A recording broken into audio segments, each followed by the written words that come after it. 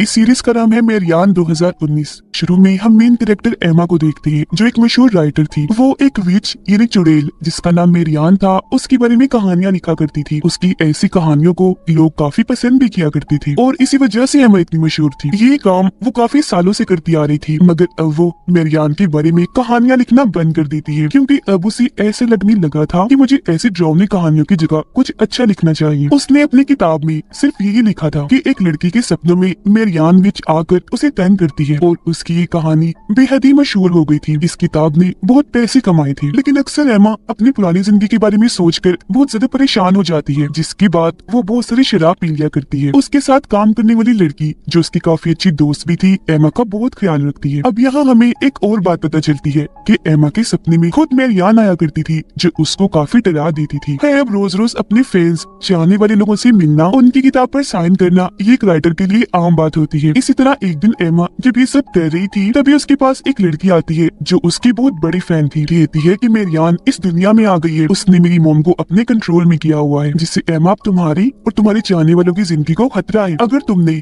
Marian के बारे में लिखना बंद कर दिया तो सब मारे जाएंगे। यहाँ पर नोट करने वाली बात ये थी कि इस लड़के की माँ ही एमा को सपने में डरा रही थी, यानी कि मेरियान की आत्मा उसके अंदर थी। फिर इन बातों पर एमा को यकीन नहीं आता, इसलिए वो लड़की खुद अपनी जान ले लेती है अपनी बात को सही साबित करने के लिए, और साथ ही एक लॉकेट छोड़ती है ये कहकर कि ये मेरी मॉम को दे देना। इस हादसे के बाद एमा को अपने मॉम डैड की फिक्र हुई। अपने घर फोन करती है पर कोई भी फोन नहीं उठाता, क्योंकि वो कई सालों से अकेली रह रही थी, घर नहीं गई। इस बात को लेकर अब वो थोड़ा परेशान हो जाती है। अपने साथी को लेकर अपने टाउन जाती है, जहाँ पर उसके मॉम डैड सही सलामत थी। वो उनके साथ रात गुजारती है और अगली सुबह उस फैन की मॉम से मिलने जाती है जिसने अपनी जान ले ली थी। यहाँ आकर एमा को पता चला कि सच में उस लड़की की मॉम के अंदर मेरियान की आत्मा है, जो एमा से कहती है कि तुम्हें मेरे बारे में लिखते रहना होगा। अगर तुमने ऐसा ना किया तो अच्छा नहीं होगा, मैं तुम्हारी मॉम डैड को मार दूंगी। अब यहाँ एमा की मुलाकात अपने बचपन के दोस्तों से होती है, जो काफी सालों बाद एमा से मिल रही थी। इन चारों दोस्तों से एमा को बहुत प्यार था, खास तौर पर अपने एक मेल फ्रेंड से, जिसकी अब शादी हो गई थी। खैर एमा अब कुछ नहीं दिखती, इसलिए उसके मॉम डैड गायब हो जाते हैं, जो मेरियान का ही काम था। काला जादू करके मेरियान की आत्मा सभी लोगों को अपने कंट्रोल में किया करती थी। यहाँ हमें एक चमड़ी से बनी पोटली भी दिखाई जाती है, जिसका मतलब ये था कि वो जहाँ पर भी होगी सबको अपने कंट्रोल में करती रहेगी। एमा अब फिर से अपनी कहानी लिखना शुरू करती है, और जो भी वो लिख रही थी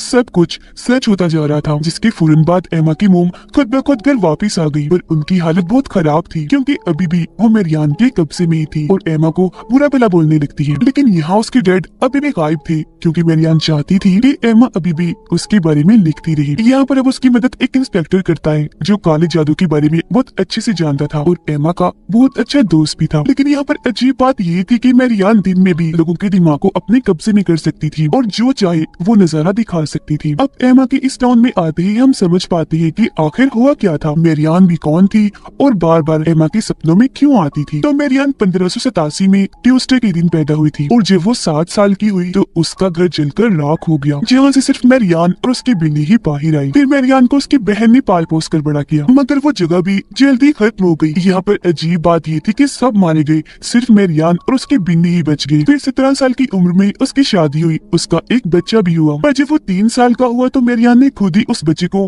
आग के काफी नजदीक रख दिया, जिससे वो जलकर मारा गया। इसके बाद उसके 2 और बच्चे हुए, लेकिन उन्हें भी एक दिन वो घने जंगल में ले गई। लेकिन जब वापस आई तो उसके साथ उसके बच्चे नहीं थे, वो अकेली थी, जिसका मतलब था कि उन्हें भी मेरियान ने मार दिया होगा। आकर उसने बहुत ही खतरनाक काम किया, उसने अपने हस्बैंड का गला काट दिया और शैतान के सामने उसके साथी डीमन से शादी कर ली। यानी कि मेरियान शुरू से ही काले जादू जैसे काम किया करती थी, मगर फिर उसे प्रीस्ट और कुछ लोगों ने पकड़ लिया, क्योंकि उस जगह पर बहुत सारे बड़े और बच्चे मारे गए थे। फिर सबने मिलकर उस पर क्रॉस वाला कपड़ा लगाकर उसे लटका दिया, मगर मेरियान का कहना था कि मैं कभी हार नहीं मानती, आने वाले वक्त में मैं दोबारा आकर तुम लोगों और तुम्हारे बच्चों को तंग करूंगी, क्योंकि मैं खाली हाथ कभी नहीं जाती, हमेशा अपने साथ कुछ न कुछ लेकर जाती हूँ। तो अब उसे 15 फीट जमीन के नीचे दबा दिया गया, और उसने जो डीमन से शादी की थी वो एग्रीमेंट भी साथ दफन कर दिया, ताकि उसे जलाया जा सके।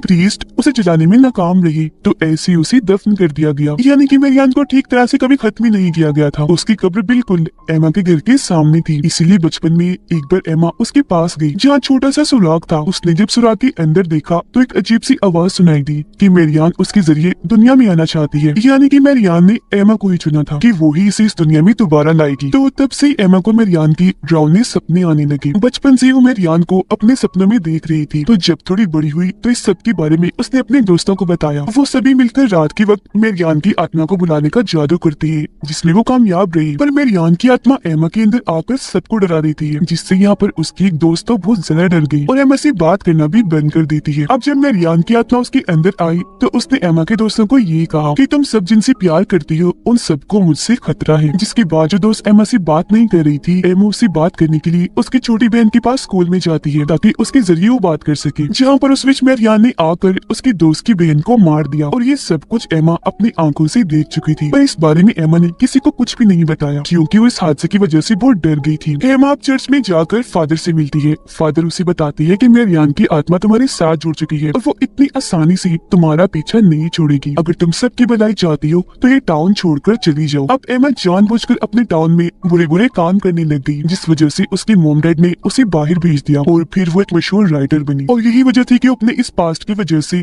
हर वक्त शराब के नशे में और परेशान रहा करती थी। अब कहानी दोबारा आ जाती है मौजूदा वक्त में। एमा को आज तक अपनी दोस्त की बहन की मौत का गम अंदर से खाई जा रहा था। यहाँ पर हैरान करने वाली बात ये थी कि मेरियान की आत्मा पिछले 15 सालों से एमा के पीछे पड़ी हुई थी, उसे डरा रही थी। एमा का किताब लिखना और उस कहानी में जिस लड़की के बारे में लिखा वो और कोई नहीं बल्कि खुद एमा थी। ये सब बातें एमा सोचकर नहीं लिखा करती थी, बल्कि ये सब कुछ उसके सपने थी जो उसने कहानियों के रूप में लिखी थी। अब एमा उस फैन लड़की की मॉम के पास जाती है और उन्हें मारने की कोशिश करती है क्योंकि उनके अंदर मेरियान की आत्मा थी। पर एमा का जो इंस्पेक्टर दोस्त था वो उसे ऐसे करने से मना करता है। फैन लड़की की मॉम के अंदर मेरियान की आत्मा एमा से कहती है कि अगर तुमने मेरे बारे में किताब ना लिखी तो तुम्हारे मॉम डैड मर जाएंगे। और होता भी बिल्कुल ऐसा ही है। एमा जब घर जाकर देखती है तो उसकी मॉम मर चुकी थी। तो उस लड़की की मॉम को जाकर वो दोबारा मारने की कोशिश करती है, पर इस बार उसे एमा के साथ ही बचा लेती है, जिससे अब मेरियान की आत्मा उस औरत के जिस्म से जा चुकी थी और जाते जाते वो एमा की शादी को भी नुकसान पहुंचा के जाती है। इंस्पेक्टर को एमा की डेड मिल गई थी, वो उन्हें हॉस्पिटल लेकर जाता है। यहाँ पर हमें एक और बात पता चलती है कि मेरियान जब किसी के जिस्म में आकर वापस जाती है तो वो उस इंसान के जिस्म से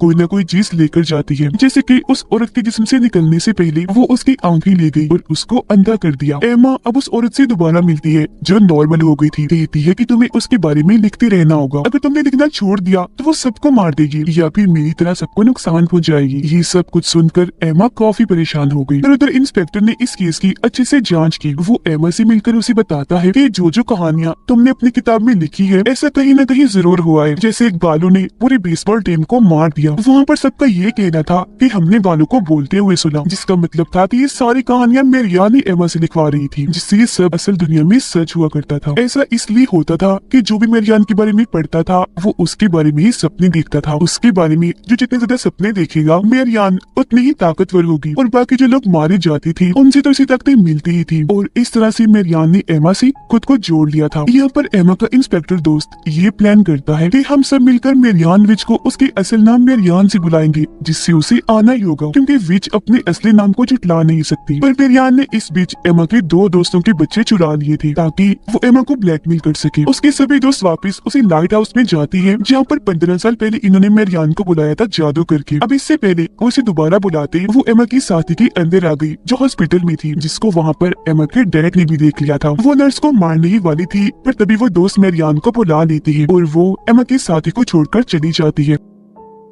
इन सब का प्लान ये था कि जब वो यहाँ पर आएगी तो ये लोग उसकी आत्मा को डॉग के अंदर कैद करके कहीं पर बांध देंगे ताकि वो और किसी को नुकसान ना पहुंचाए। पर मेरियान बहुत चालाक थी, वो इंस्पेक्टर के अंदर आकर उसे ही मार देती है और साथ ही एमा की एक और दोस्त को भी। अब एमा के सभी दोस्त यही चाहती थी कि वो मेरियान के बारे में लिखती रही ताकि सबकी जान बच जाए। इसी रात जब एमा घर थी तो उसका वो मेल फ्रेंड आता है जिससे वो प्यार करती है और ये दोनों एक साथ रात गुजारती है। पर जब सुबह होती है तो वहाँ पर कोई भी नहीं था। तभी बेल बजती है। जब एमा जाकर देखती है तो दरवाजे पर चर्च के फादर थे, जिसको क्रॉस का निशान दिखाती है, जिससे एमा डर गई थी। वो फिर उसे मारने लगी, जिससे एमा के मुंह से खून आने लगा। वो जल्दी से अपने कमरे में चली जाती है, क्योंकि उसके कानों में फादर जो मंत्र कह रही थी वो उसे सुने नहीं जा रही थी। फादर देखती है कि उसने एक और कहानी लिखी है जो उसे नहीं लिखनी चाहिए थी। फादर उसे बताते हैं कि आज ट्यूसडे है और फिर से मेरियान ने जन्म लिया है और वो तुम हो एमा, तुम्हारे जिस्म में मेरियान है। पर वो तो इस बात को मानने से इनकार कर देती है। मगर जब फादर उससे ये पूछती है कि तुम मेरियान हो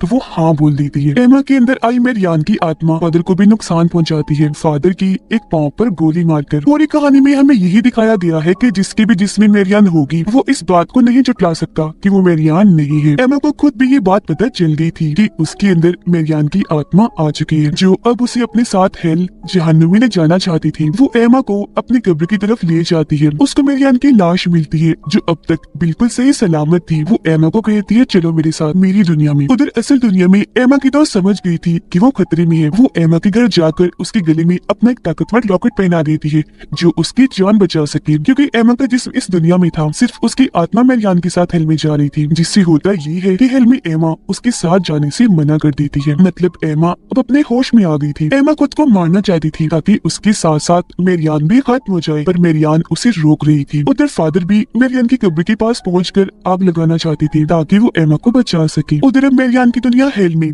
एमा के पास बेसबॉल बैट था जिससे वो मेरियान की आत्मा को मारती है और असल दुनिया में उसकी दोस्त एमा को बचा लेती है खुद को गोली मारने से। फादर भी मेरियान की कब्र को आग लगा देती है, पर मेरियान की आत्मा ने उन्हें अंदर खींच लिया था, जिसमें जलकर मेरियान की आत्मा तो खत्म होती है, साथ में फादर भी मारे जाते हैं। एमा की डेट बिल्कुल ठीक हो गई थी। उनका रिश्ता एमा के साथ काफी अच्छा हो गया था, जो आज से पहले नहीं था। एमा को उसके साथी भी वापस मिल गई थी, मगर उसके बोलने की ताकत जा चुकी थी, क्योंकि मेरियान जाते जाते कुछ न कुछ साथ ले जाती है। वो दोनों टाउन को छोड़कर जा रही थी। जाते हुए सबसे मिलती है। यहाँ पर एमा अपने मेल फ्रेंड से मिलकर उस रात के बारे में बताती है कि तुम आए और हमने रात साथ गुजारी थी। मगर वो ये सुनकर हैरान हो जाता है क्योंकि वो आया ही नहीं था। उसे गुस्सा आ गया और वो यहाँ से चला गया। यहाँ पर एमा बहुत परेशान हो जाती है। वो अपने साथी से पूछती है क्या तुम्हें भी मेरियान काले समंदर के पास लेकर गई थी? तो वो कुछ नहीं कहती, पर अचानक से बोल पड़ती है कि हाँ मैंने भी हेल को देखा है। एमा हैरान होते हुए फिर से पूछती है, पर वो कुछ नहीं बताती। एमा को सारे रास्ते उल्टी आ रही थी। उसके साथी उसके लिए प्रेगनेंसी किट लेकर आती है चेक करने के लिए कि कहीं वो माँ तो नहीं बनने वाली। एमा कहती है क्या मजाक है, ऐसा कुछ नहीं हो सकता, मेरी शादी नहीं हुई। लेकिन जब वो टेस्ट करती है तो सच में वो माँ बनने वाली थी। अब यहाँ उसके माँ बनने की दो वजह हो सकती है। हो सकता है उस रात एमा के दोस्त के रूप में डीमन आया हो। वो रात एमा के साथ रहा क्योंकि वो मेरियान को दोबारा जिंदा करना चाहता है और एमा के पेट में मेरियान का ही रूप है। दूसरी वजह ये हो सकती है कि उस रात मेरियान ने खुद उसके दोस्त को अपने कंट्रोल में करके एमा के पास भेजा हो ताकि एमा के जरिए मेरियान का दूसरा जन्म हो, मतलब वो एमा से पैदा हो, क्योंकि शुरू से उसने एमा को ही चुना। आपको क्या लगता है कमेंट सेक्शन में जरूर बताइएगा। और इसी सीन और सस्पेंस के साथ ही ये सीरीज इधर ही खत्म हो जाती है।